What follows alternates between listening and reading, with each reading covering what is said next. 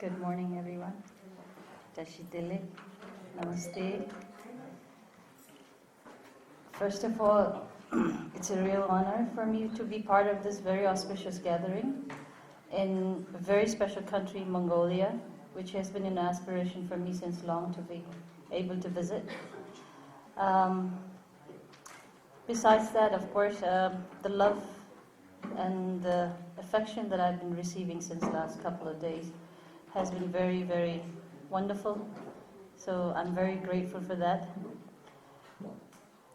The Samvad, as I've been understanding, as the seniors all been explaining what it exactly means, and Samvad is dialogue, discussion at the end, without expression of individual thoughts and experiences and their opinions.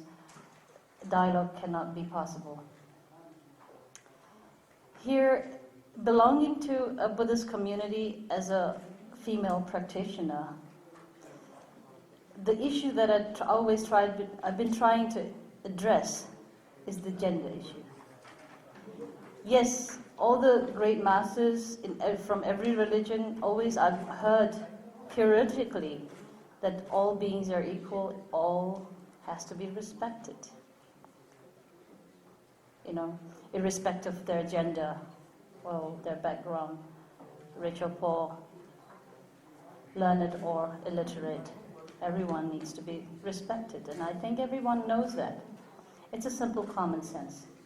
But the question, I think, has to be raised about, are we able to really live that? Are we really, truly able to practice that? A time to introspection, do little introspection.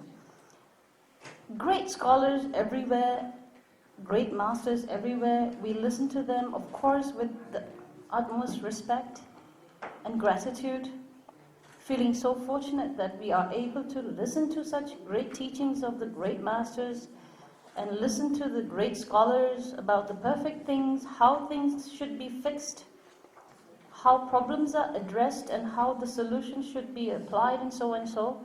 But individually, I think we really need to ask the question oneself, am I living that?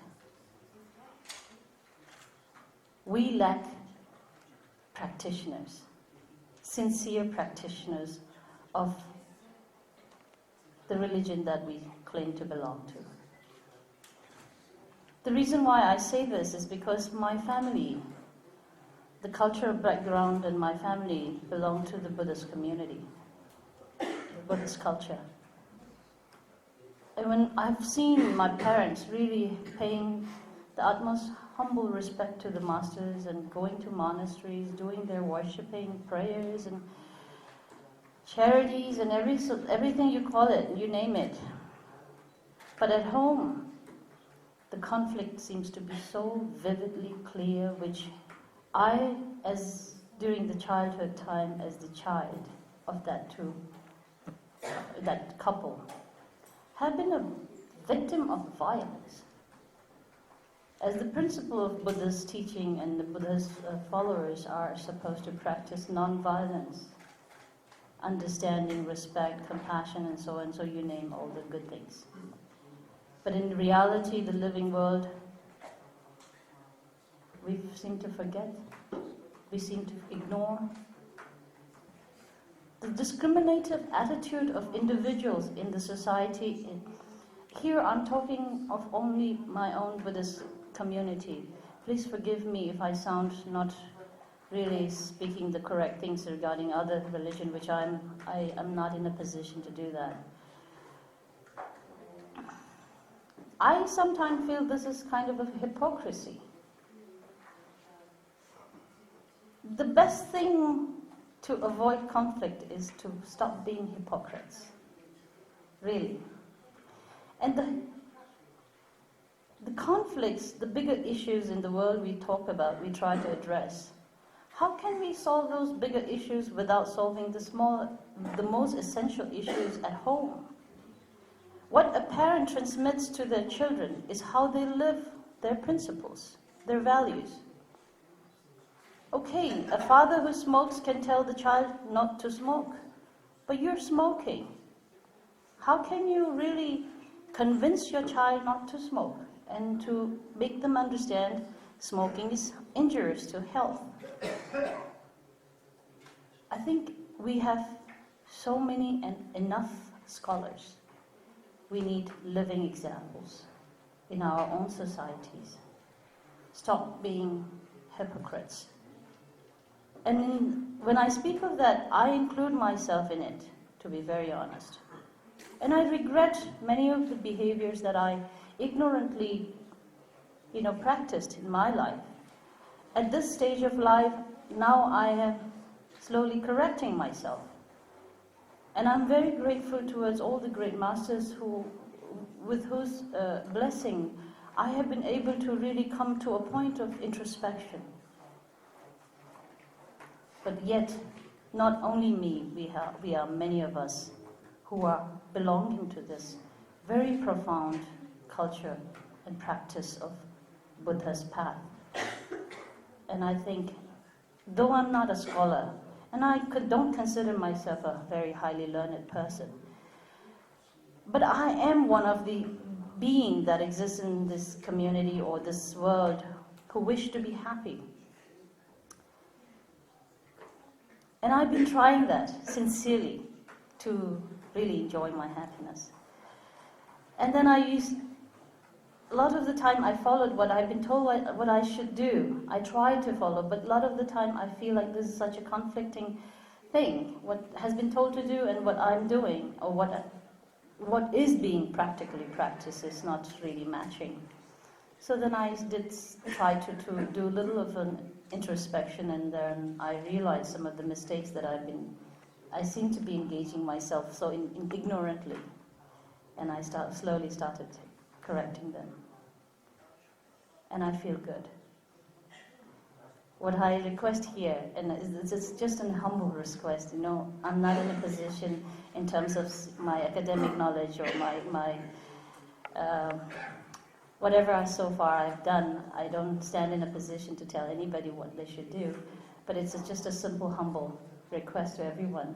Maybe it's time for us to do a little introspection, from the very grassroots level, and see how we can avoid the conflict of the gender issue, first of all, from home.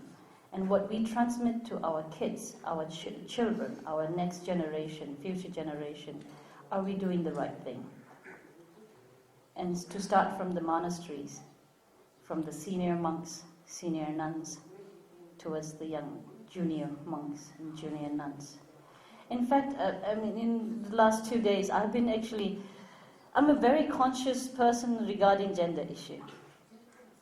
So whenever there is a dress that is made, venerable monks, but the word nuns seems to be very difficult to be uttered. So that was yesterday as well, and today as well, I've been experiencing that. And please forgive me for being so cunning regarding this issue, but this is a very important issue in my life. So, humble pledge to you all.